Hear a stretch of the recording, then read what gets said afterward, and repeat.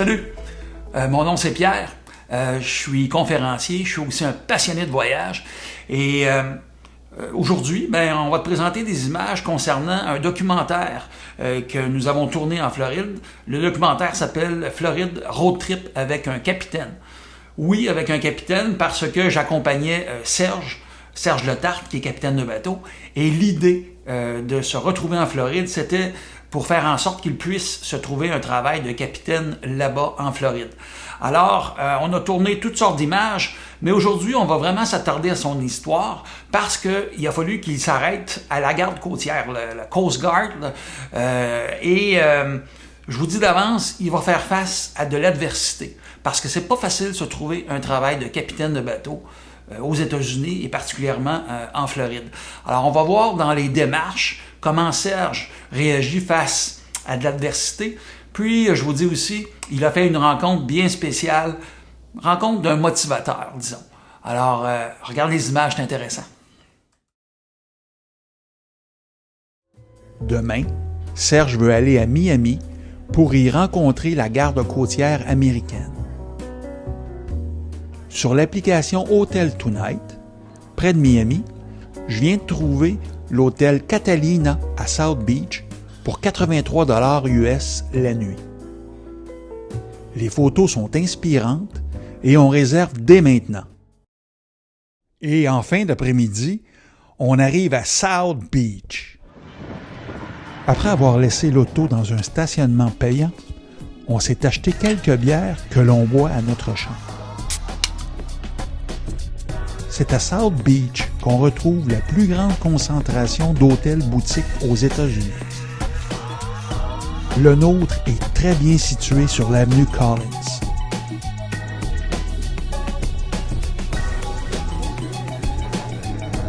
Nous sommes entre la 17e et la 18e rue. Dans ce quartier qu'on surnomme aussi Sobe, on y trouve une multitude de restos et bars branchés. Il y a vraiment tout pour une ambiance super.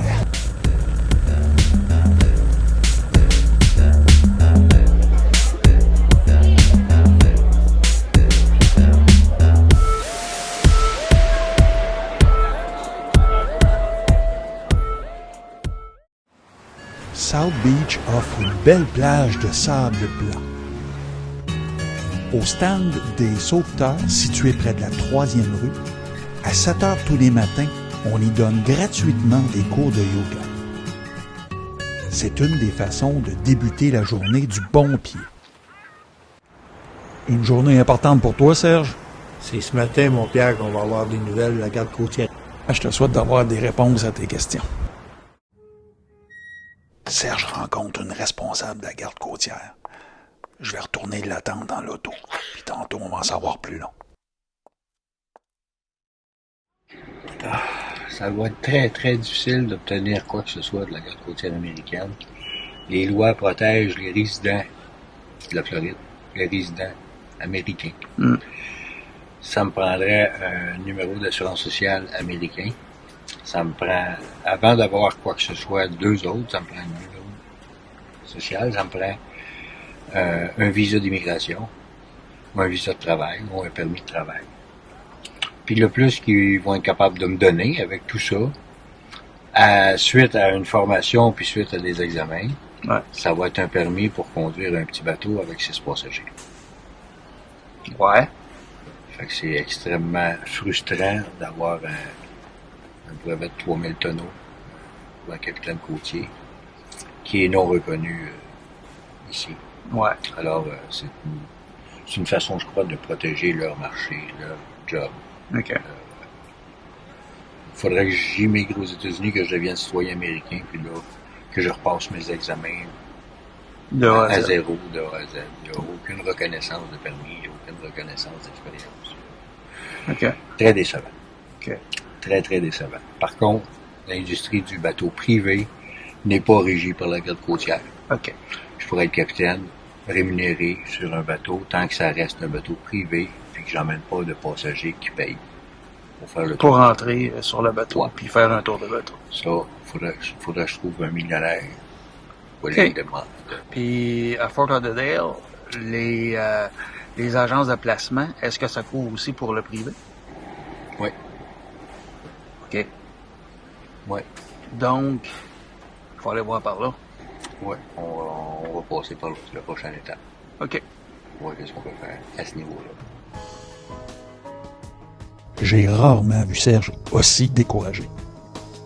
J'espère que l'agence de placement de personnel d'équipage qui est située à Fort Lauderdale va avoir des meilleures nouvelles pour lui.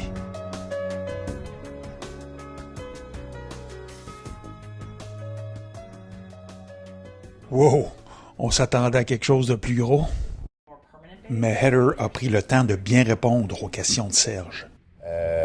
Il y a moyen d'être placé sur des bateaux, mais il faudrait qu'ils soient de provenance étrangère que les États-Unis. OK. Sur les bateaux américains, ça me prend la licence américaine, ce que je peux pas obtenir sans un numéro d'assurance sociale américain, sans avoir également un visa, un visa de travail. Alors, les possibilités sont de moindre en moins grandes. Mais il y a encore un peu d'espoir. S'il y a un navire étranger qui vient, qui cherche pour un équipage, ben, il pourrait faire appel à moi. OK. Je viens de téléphoner à un ami qui est semi-retraité et qui habite un condo à Lauderdale by the Sea. Pierre nous invite à aller le rejoindre au petit resto où il dîne habituellement. Mon ami Pierre, c'est un ami de longue date et il a tout un bagage de vie. C'est un administrateur. Il a aussi œuvré en politique. Il a représenté la Caisse de dépôt et de placement sur plusieurs conseils d'administration. Il est encore coach pour des dirigeants de PME. À une certaine époque, il a été mon mentor et on est demeuré de très bons amis.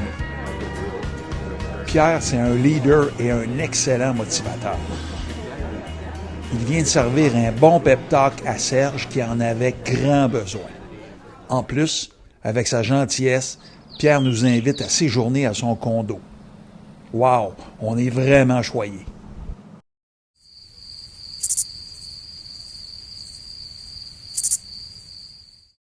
Tu vas m'expliquer qu'est-ce que tu fais le matin? On se coupe la barre, ça, on va faire des applications. OK. On va avoir de l'air un peu plus propre. OK. C'est un grand jour. Oui, ben. Il faut ce qu'il faut. Ben, c'est ça. J'ai de l'air un peu naufragé, là. Ils sont en train de ressembler tous à un capitaine.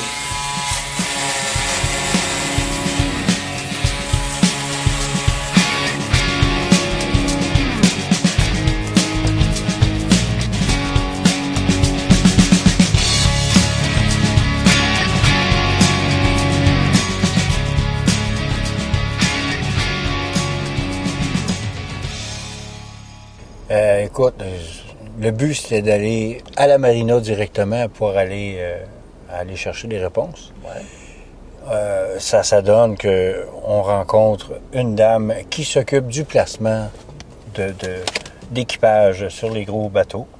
Looking for work, crew on board a yacht. DenisonCrew.com. Jill, qui est propriétaire de la place, m'a donné beaucoup d'espoir. Avec un brevet canadien de 3000 tonneaux sur un bateau privé.